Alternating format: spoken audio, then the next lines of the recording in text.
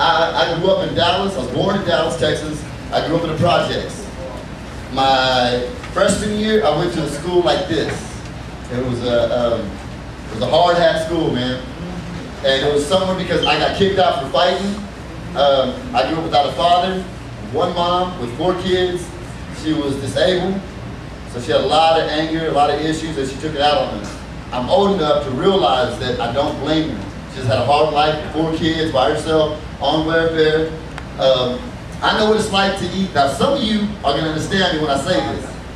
I know Nick understands me. I know what it's like to come home and eat mayonnaise sandwiches. I know what it's like to come home and scoop my box of cereal on the table and kind of scooch little cockroaches out of it, put it in a bowl, and eat my cereal. I mean, some of you might understand me on this. Some of you have no clue. You think it's the most disgusting story you have here right now. I'm just saying this, man, that nobody was dealt a lower hand. I mean, there's a lot of us in here that feel that way. It's all up to you in this life, man. This is for real talk, man. I'm not talking like I'm someone above you. I'm talking like, man, I'm with you, man. Now let me say this real quick, man. I grew up with my uncles, cousins, drug dealing, drug slanging, young age, smoking weed. You know, I mean, it's just the whole works, man. By the age of 16, I was at juvie hall. 17, I spent my birthday in jail for fighting. By 18, 19, man, I already had a case on me, man. I was going to court. I was scared about going to prison. Of course, outside, I acted like I was all hard up, but inside, man, I didn't want to go to jail. I was so scared, man. I heard all kinds of stories about jail. I don't know if it's true. I don't know if it's. I'm in prison, not jail. Jail, I went to jail in and out. But either way, it is not a place for a human being to be locked up in a cage. And it's not a place for nobody to be there. But I'm just saying that whenever we act like animals and react like animals, there's no other place to put us but in places like that. Now, some of you, I'm sure, probably have good home settings, good gigs. I had friends that would come over, they would come on weekends, hang out with us, you know, in the suburbs. Had good marriage, good parents, good everything. But that, you know, that rap music and that smoking weed, and it just got to their head, and they thought they had it hard themselves too. You know, but when the actual matter, they had good, hardcore, loving parents. I mean, straight up, who would cry. And man, I would stay at my friend's house for months before my mom would look when he realized I went home. I'm not saying she didn't care about me. She did in her own way, and it was just a different way, man. I got some statistics that last night I was looking up. Check this out. You know what? I'm gonna put this down, man. Hey, can y'all hear me? Yeah. Yes.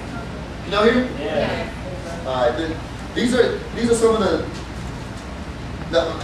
this is the only thing that if there's anything that you leave from here, if there's anything, I don't care if you're white, black, Hispanic, Asian, the whole thing, it don't matter what you are, man. It don't matter if you're poor, rich, if you're voting for McCain or Obama, it don't matter. I'm here to tell you that you got a purpose and a destiny, man. Every single one of you do. And it doesn't, I'm not rich, I'm not wealthy rich, but I'm loving what I do. I mean, I've always, as a kid, I used to dance in the backyard, man, thinking I was like Michael Jackson. Shouldn't have said that, but anyways. Anyway, I should have said that, scratch that. Let me say it. But anyways, man, I remember dreaming about wanting to teach dance. I remember just wanting to, I remember junior high, having a little dance crew. I remember, you know, and that's what really helped me out, is I found something that I love, I went for it, and now I'm doing it. You know, I mean, actually, can I say this? Yeah. I teach at several studios. I teach in Mobile, Mississippi. I teach in Daphne. I teach, and it all started out with me putting myself out there and just trying it. I actually teach her daughter hip hop on Wednesday nights at a studio in Mobile, and that's how we got hooked up like this. It's kind of weird, man. But let me just say this, man. Some of you love music. Some of you love to draw. Some of you want to do something with your life. It's totally up to you to make it happen. This is what I want you to leave with.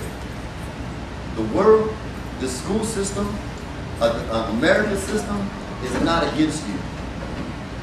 Let me say that one more time, man.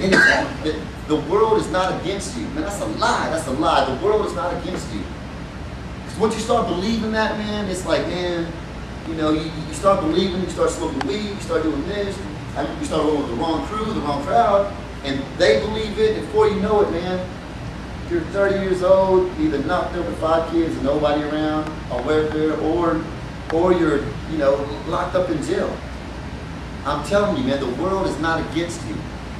I'm telling you, one more time, I can't say this, the world is not against you. You got a purpose and a destiny in this life. I was looking at the statistics of people who in America are in jail. In 2003, now please listen to this, 2003 Americans, there was 2 million incarcerated. 2003, and now this is Society of Incarceration, you can look it up on the web. There was 2000, in 2003 there was 2 million people in America incarcerated. At that time, they thought that was the highest ever. In 2006, check this out, 7.2 million people were incarcerated. 2000, so I mean, we're talking about 3 years later, man, it almost tripled. 7.2 million people incarcerated in jail. And I promise you, everyone who was in there believed that the world was against them. At one time, I really thought there was no hope, that the world was against me, I wasn't going to amount to nothing. My mama told me that, my uncles told me that. You know what? I even felt the vibes, you know, everywhere I went. The way people looked at me, I felt like I wasn't going to amount to nothing. And I guarantee you, man, in 2006, I would have been in that mix. I'm going to let you know this, right? In 2006, 7.2 million people were incarcerated, right? In China, there's 4 times the population of America. 4 times. As we're speaking today, there is 1.5 million people in prison. I'm just letting you know right now, I mean, just the mindset that we have here in America that the world is against us. It's not against you, man. It is not against you. This is your life. This is your life, man. It's up to you to do what you want to do with it. This is America. People are standing in line to get to America to make their dreams happen here. And we still ain't grasped that. I'm just letting you know, man, that this is just a little bit of, you know, knowledge, man, just kick out there. My man, what do you want to do, man?